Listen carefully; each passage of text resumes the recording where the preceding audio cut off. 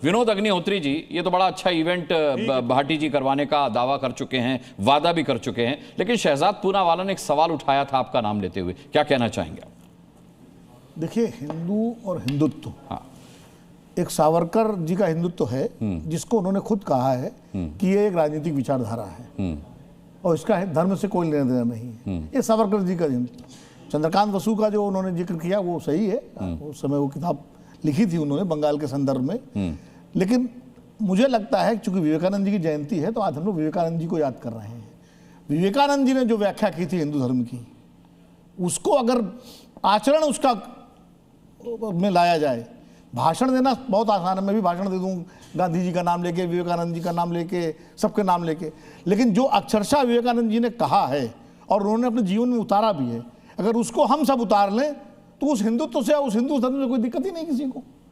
वो तो कहते हैं कि नौजवान गीता पढ़ने के बजाय फुटबॉल खेलने जा करके, वो ज्यादा मेरे लिए बेहतर है।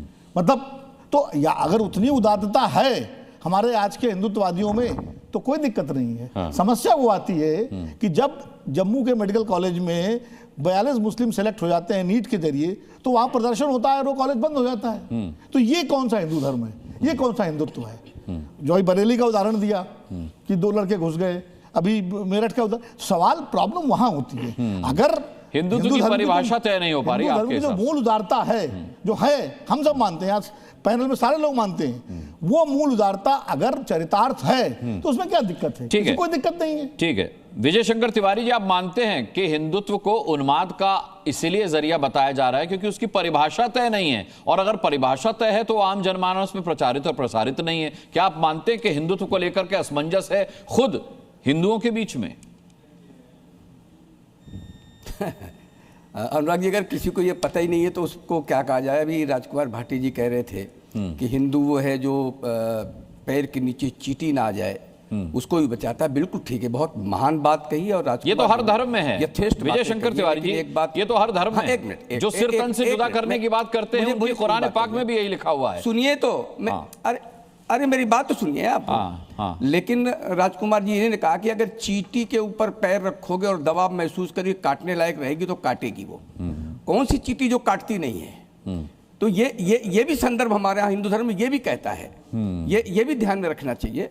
और रही बात ये कि हजारों वर्ष पुरानी ये जो संस्कृति है, जो सभ्यता है, ये अक्षुण्य सर्वे भवन्तु सुखिनः की बात करती है। लेकिन हिंदुत्व के लिए आपने सांख्य दर्शन पढ़ा क्या? आपने योग दर्शन पढ़ा क्या? आप न्याय पढ़ा क्या? आपने वैशेषिक में गए क्या? आप मीमांसा में गए क्या? आप वेदांत में गए क्या? आप वेदों का जो उपनिषद भाग है उसमें गए क्या? वो हिंदुत्व है और उसी हिंदुत्व के आधार पे ही हिंदू जीवन चलता है। लेकिन अब अगर आप कहें जय श्री राम बोलते हुए कट्टरता हो गई तो भाई कैसे कहेंगे? आप बाबा विश्वनाथ की जय करेंगे तो आप कट्टरता हो गई। आप अगर उज्जैन जाएंगे, महाकाल के दर्शन करने जाएंगे, बम बम भोले करेंगे तो ये कट्टरता हो गई।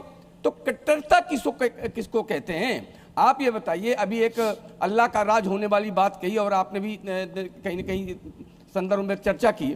तो 56 देश हैं जहां पर अल्लाह का राज है। तो क्या आप बांग्लादेश बनाना चाहते हैं क्या? आप पाकिस्तान बनाना चाहते हैं क्या? आप यमन बनाना चाहते हैं क्या? और अभी बात हुई सर्वधर्म समभाव की बात हुई, तो अभी बांग्लादेश में हुआ ना। बांग्लादेश में उसने यही तो कहा था कि सब एक हैं, सारे अल्लाह ईश्वर एको नाम, एक ही जैसी बात कही, गर्दन काटती गई। तो आप उसकी वकालत कर रहे हैं क्या?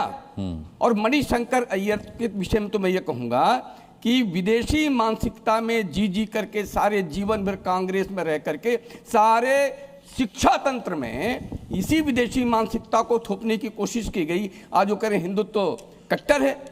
अगर ये हिंदू कट्टर है जो सर्वे भवन्तु सुखिनः की बात करता है तो हाँ, मैं कहता हूं मैं कट्टर है। नहीं, उन्होंने ये कहा हिंदुत्व के नाम पर हिंदुओं को डराया जा रहा है, मतलब हिंदुत्व पर खतरा बता करके हिंदुओं को डराया जा रहा है। 14% मुसलमानों के आगे वो जो हैं असहाय घोषित किए जा रहे हैं, उन्हें असहाय बताया जा रहा है ये कहकर के तुम्हारे हिंदुत्व पर खतरा। कोई असहाय नहीं है, कोई असहाय नहीं है। और ये हिंदुत्व पर खतरा जो है हिंदुओं को उन्मादी बना रहा है।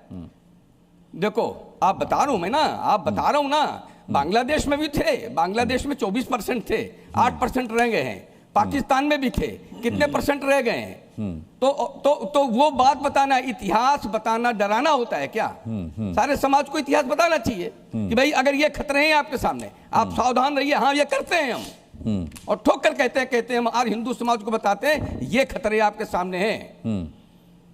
ठीक है। और ये बैरिस्टर साहब हैं हमारे ओवैसी साहब, हाँ। जो कह रहे हैं अल्लाह का राज होगा 20 साल बाद देश में, यही बात कही उन्होंने ना।